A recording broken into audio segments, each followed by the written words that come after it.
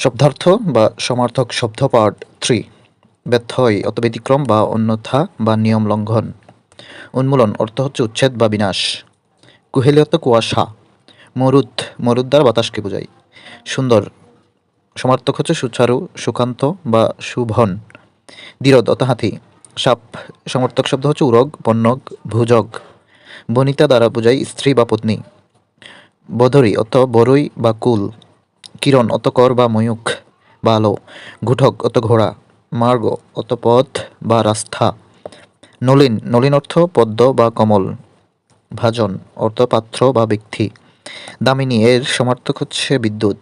দরি অর্থ কন্দর। গিরি গুহা বা পর্বত গহ্বর।